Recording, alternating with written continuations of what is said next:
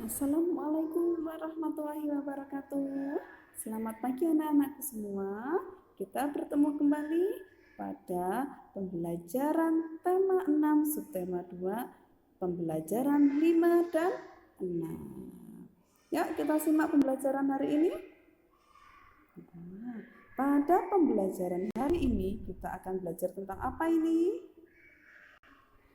Aturan di perpustakaan sekolah. Wah, lihat gambarnya bagus ya perpustakaannya.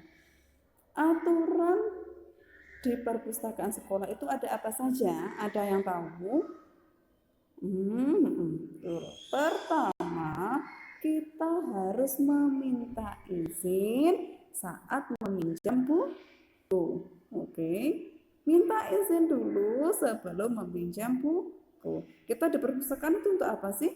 Pastinya untuk membaca, untuk belajar, dan juga kita ada buku yang menarik kita ingin pinjam. Bagaimana caranya? Yaitu kita izin dulu ke petugas perpustakaan untuk meminjam buku. Setelah itu, kalau kita pinjam, kita bawa ke rumah, terus kita harus mengembalikan apa tidak kalau sudah pinjam dari perpustakaan? Pastinya harus dikembalikan. Ya, kalau kembalikan harus sesuai tanggalnya, harus tepat waktu. Biasanya kalau di perpustakaan itu ada jatah peminjaman buku misalkan hanya 1 minggu. Misalkan kalian pinjam hari Senin, maka hari Senin berikutnya kalian juga harus mengembalikan dengan tepat. Gak boleh molor-molor. Kalau kalian molor, kalian akan mendapatkan sanksi atau denda. Yang berikutnya, kalau di perpustakaan kalian itu suka ngomong sendiri, apa asik baca buku? Ya, dipastikan tidak ngomong sendiri ya. Ya, di perpustakaan itu aturannya kalian tidak boleh berisik. Kenapa kok tidak boleh? Agar tidak mengganggu teman-teman yang sedang membaca.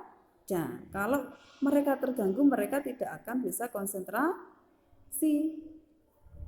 Terus ada tidak boleh merusak buku. Kalian sudah pinjam, terus nggak mau dikembalikan karena bukunya robek.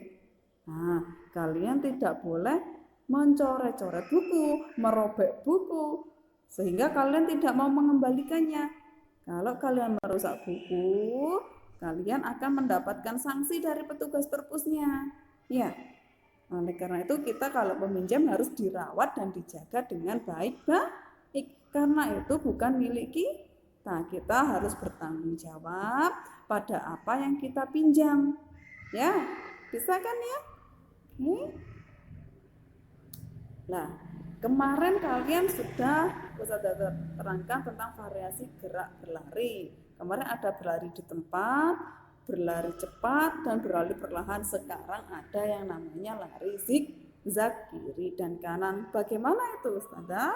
Let's check.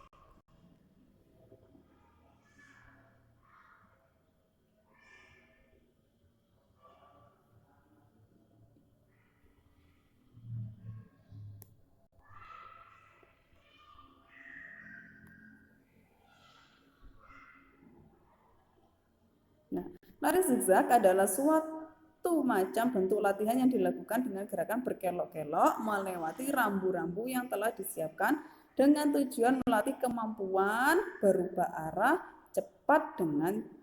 dengan cepat. Cara melakukan lari zigzag itu bagaimana? Ya, satu, badan berdiri tegak. Posisi awalnya badan berdiri tegak, kedua tangan berada di samping badan. Ketiga, lakukan gerakan lari dengan berbelok dari kiri ke kanan sesuai dengan arah. Lalu lari ini akan kita lakukan. Video tutorialnya sebagai berikut.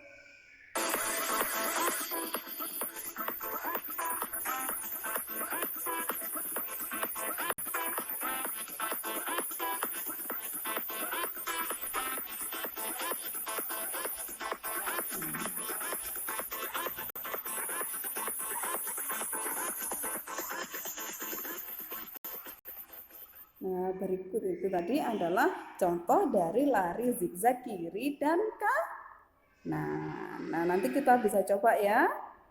Nah, selanjutnya ada tentang menyunting teks. Apa sih itu menyunting? Menyunting itu adalah kita mengedit, memperbaiki teks ya. Kita memperbaiki teks. Nah, contohnya bagaimana Ustazah? Yuk kita lihat.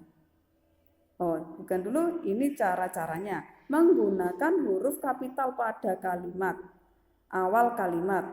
Nama orang, nama hari, nama bulan dengan tepat. Dalam menyunting teks, hal yang diperhatikan pertama adalah penggunaan huruf kapital yang tepat. Penggunaan huruf kapital yang tepat itu di apa? Awal kalimat, nama orang, nama hari, dan lain sebagainya. Setelah itu menggunakan kalimat efektif dan jelas serta dapat dipahami. Kita nggak boleh membuat kalimat itu bahasanya Jawanya apa ya? Bulet, terlalu membingungkan, itu tidak boleh. Nanti apa? Pembacanya kesulitan untuk memahami maksud dari kalinya. Yang kita menyunting teks itu harus sesuai dengan EYD. Apa itu? Ejaan yang telah disempurnakan. Nah, contohnya bagaimana?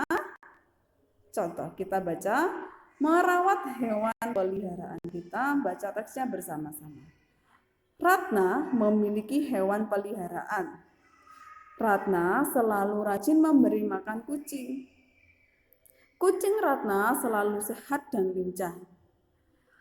Ratna selalu memandikannya setiap hari Minggu.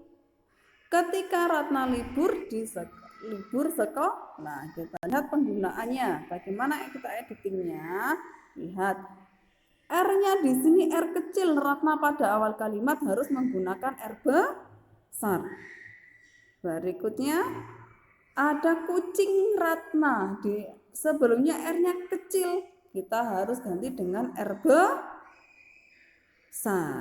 Ya, Ratnanya huruf besar. Setelah itu di sini ada minggu. Kita bisa huruf besar. Yang ketiga, yang terakhir ada Ratna lagi. Ketika Ratna libur sekolah. Ratna itu nama orang. Sehingga dimanapun Ratna berada, meskipun di belakang, di akhir kalimat, tetap harus menggunakan huruf kapital. Karena Ratna itu adalah nama orang. Ya, nanti kita untuk berikutnya akan belajar tentang jenis-jenis timbangan. Ada apa saja jenis-jenis timbangan? Di pertemuan yang awal dulu sudah terangkan, sudah contohkan jenis-jenis timbangan ada apa saja.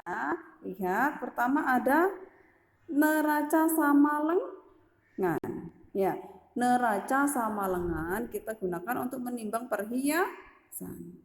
Berikutnya adalah timbangan berat badan. Untuk menimbang apa? Berat badan kita. Ya, ini disebut dengan timbangan duduk.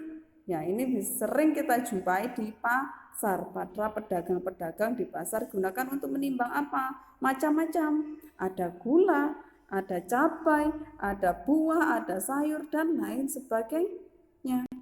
Nah, ini adalah timbangan hibrid. Timbangan hibrid ini untuk menimbang apa, anak-anak? Menimbang benda dengan ukuran yang lebih besar, seperti 1 karung gula, 1 karung beras. Kita gunakan timbangan hibrid ini. Kita nggak mungkin dong menimbang menggunakan timbangan duduk, karena apa?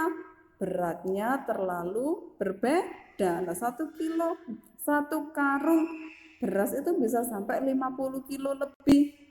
Nah, kalau timbangannya saja kecil kan nggak muat, nggak bisa. Maka kita menggunakan timbangan hybrid. Itu apa saja yang bisa ditimbang? Gula, beras, dan lain sebagainya dalam jumlah besar. Nah, untuk berikutnya adalah timbangan digital. Nah, ini juga sering kita jumpai untuk menimbang apa? Bisa menimbang buah, menimbang bahan kue, menimbang gula, menimbang tepung, dan lain sebagainya. Selanjutnya adalah timbangan duduk. Nah, ini juga kegunaannya. Ini juga kegunaannya untuk menimbang benda. Maaf, yang tadi ini adalah timbangan meja ya, Ustazah lupa menuliskannya. Nah, kalau ini adalah timbangan duduk. Timbangan duduk itu untuk apa? Menimbang benda-benda seperti apa? Buah, sayur, tepung, gula, dan lain sebagainya. Fungsinya sama dengan timbangan meja yang berwarna merah ini. Ya, kedua timbangan ini memiliki fungsi yang sama, hanya pembedanya adalah bentuknya saja. Nah, ini tadi adalah jenis-jenis timbangan. Semoga kalian bisa memahaminya dan tidak bosan. Terus dengan penjelasan dari Ustazah tidak bosan-bosan ya. Nah, untuk berikutnya kita akan lanjutkan di video pembelajaran subtematika.